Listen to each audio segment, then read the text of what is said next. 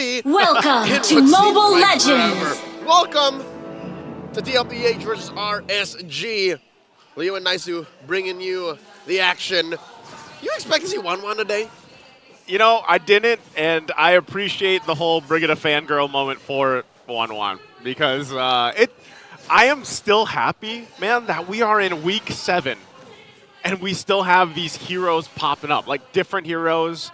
The meta, I'll always say it, I know you agree with this, is just the healthiest it's been in a long time. I love it. The meta right now is at like 2% body fat. It's lean. Wait, is that... No. No, that's not. Its metabolism is just through the roof that you can just keep injecting hero after hero after hero. And wait, look at this. You would have thought that in a laning phase that has a 1-1 and a Roger, that the rest of the map should kind of respect that. Yeah. They don't. TLPH, oh! Whoa! Already has a level 4.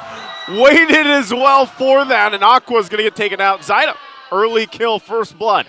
All right, here's one of the symptoms of what TLPH set to do in the drafting phase. Real quick, look at the emblems here. If those who want to build like 1-1 in the current metagame, do that. Warcry, yeah, Tenacity, and then Swift. But yeah, regardless, TLPH, besides the whole 1-1 pick, looking at their first 3 picks, Haya, Cho, Khalid, they're super proactive, Joseph. Like, they want to set the pace. And all throughout every beat, 1-2, 1-2, RSG, they've just danced to their own tempo and are now forced to react. They have to every single time that you see them. And the fact that the first blood kill went over to Sanchi, you know, we've seen the snowballing effect actually happen with Aurora, no pun intended. But part of that is you're just locking them down. So even if you don't get that initiation you're looking for, with JP being on the Cho this time around, you can actually just stop them in their tracks if RSG tries to press the situation with what they have.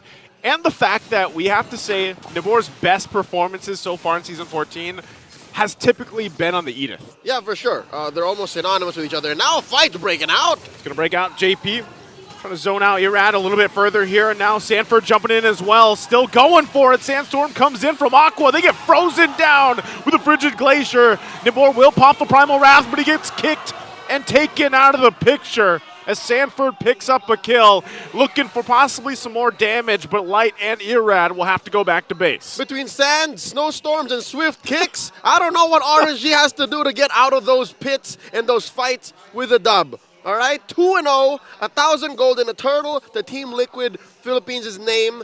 Joseph, prior to this, you're talking about how like CC dictates what RSG can do and how Nibor is one of the main source of CC from RSG and how he's so, again, he's so prolific on the Edith, right? Yeah. And right now, he's struggling to go lane to lane. No, whoa. Zyda could be in trouble. Jose trying to chase down, gets juked though with the Shadow, but Zyda goes back. Shadow kill already going to be used into the Frigid Glacier, but finally goes down. And RSG will be able to pick up a kill. So good response there. And you saw it, Light used his Divine Judgment to start things up. All right, and they finally get the punish onto Zyda, who, by the way, could be one of the main targets for RSG, and one of the reasons why TLPH might actually lose the early to mid game. Yeah. He's one of those softies from TLPH that if he goes in without the shadows to back him up, he's gone. Like, everyone else has an out. Everyone else has some sort of insurance policy. Zyda, if he's caught out without a shadow kill or a quad shadow, he's gone. He did. Yeah, he's gone. And so that might force Zyda also just to approach the game a little bit differently as the game goes on. Yeah, late entries are like 99% of what he wants to do. Exactly. And also, the caveat to that too is depending again, what does Aqua take for the most part in terms of ultimates throughout the game, because that could also change. He could do pretty well with the Sandstorm. He could also obviously go with the Way of the Dragon or the Frigid Glacier from Sanji. So there's so many options that can actually help them with this as well. Light gonna go in, Flicker. There's the Sandstorm on the response, trying to help out JP. He will be able to survive, and now the fight under the purple buff. They go in, crossbow of Tang, pops off. We'll be able to find Irad, and now still going for it. His turtle's already secured as well. Benny Cutie finally goes down in the exchange, but Zyda looks for more, and Aqua's in trouble as well. A double kill picked up. Sanford forcing Nibor back under the turret. Man, TLPH gets a lot of that one. Benny Cutie taken to the skies like it's 2022. That's a throwback, man. It has been a while. It's been a while since I said crossbow tang. And you can see now why it's so important for Team Liquid to be on the offensive. And in that sequence alone, you saw how RSG's game really is to be reactive. To be like a wizened... Whoa, what a kick! With the drag coming out from JB, they're going for Nibor. He tries to get away, but he can't escape. Benny Cutie picks up the kill, and Sanford goes in further. Still chasing down Aqua, but it'll be a double for Benny. Looking for Irad. He goes in. Zydo will get taken down, though. But still, more bodies fall for RSG. I didn't know you could quick Sandguard and recall at the same time. Yeah, we're learning. Sanford coming in. It seems like his quick Sandguard's AoE is so much bigger, but that's literally just RSG scattering as soon as Team Liquid initiates.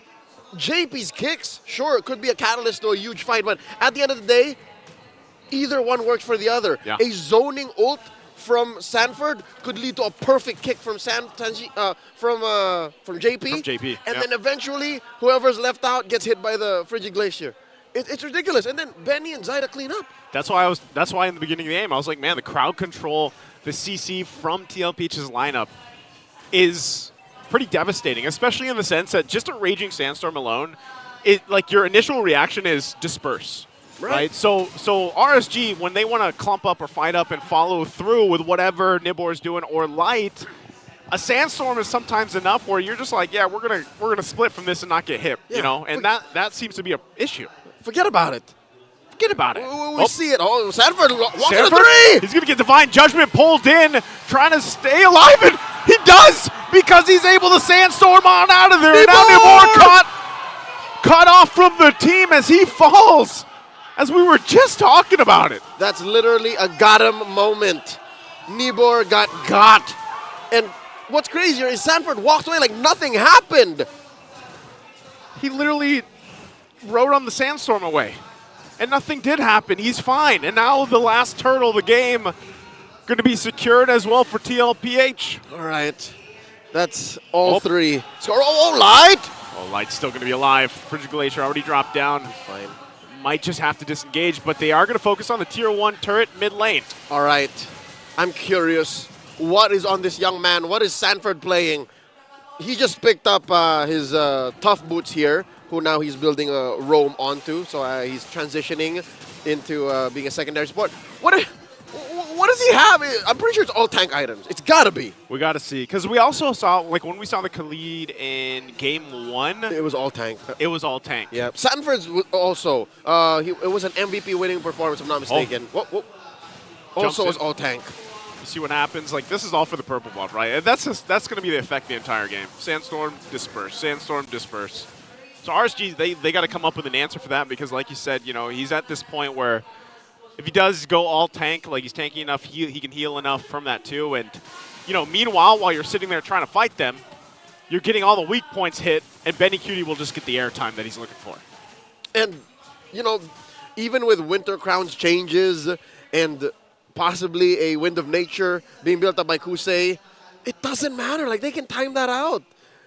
That's just one of many.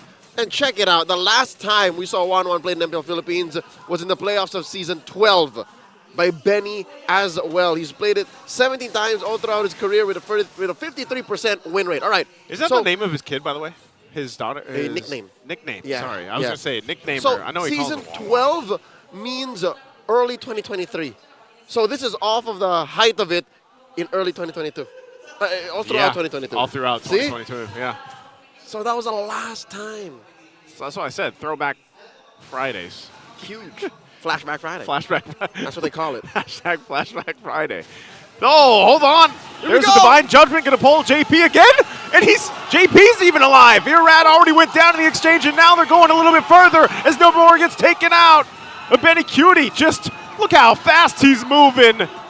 The recalls come out. Grab yours while you can, because right now TLPH will go and grab the Lord for this fight. Look at the effort. Look at the timing involved of doing it together at the same time. They got to be talking about this. There has to be some comms to this. But talking about that sequence, again, Sanford got him. He put himself in harm's way, gets out of dodge, and then the rest of Liquid, the rest of the cavalry trample through. He's almost saying, like, just pull me. Take it. Just get me, Light. I'll be fine. It's him or JP. It doesn't. It's him or JP. It doesn't matter. They're not gonna get away with it. So far, they've not gotten anything. All right. All it was a Thunderbelt and Radiant Armor. Joseph, just a Thunderbelt and a Radiant Armor. That just seems very... Looking at RSG's kit since they were down like, what, 6K when that sequence happened, 6K, 7K? I understand. That's it. I'm playing Khalid tonight. The items just don't add up. Like, there's not enough kit on RSG to burst down 40. And as we speak, 40's building up stacks on that Thunderbelt. Like, he can just, you know, casually bonk somebody that he sees get hybrid defense. And that's like, that's the weird part of it is, like, that is also enough, like, of an item and damage to be a threat already. And part of it is just being a distraction. So with this, he's going to try to distract them, trying to defend the base. RSG has the Holy Shields being popped on the base turrets. JP even has the Immortality now available, so he's going to be a little more risky with some of the initiations he goes for. But it's still ultimately that. Sanford, JP, and then follow through from TLPH. This is a massive lead we're talking about at this point, almost 11,000 gold. They're just going to be playing a little bolder this time around. Both JP and Sanford. Is it going to cost a very little? There's a kick! There's JP already going to the backside. He does get Divine Judgment back to the Crystal. Immortality already going to be popped. They're looking for it. Zyda will jump in with a shadow kill. He pops off enough damage, but he gets zoned back out. Primal Wrath from Nibor and Sanford once again raging sandstorms on out of there. They have to disengage without JP. The Raiders punish TLPH's preemptive Alpha Strike. Impressive work by the Raiders, spreading the damage around from Zyda's blade.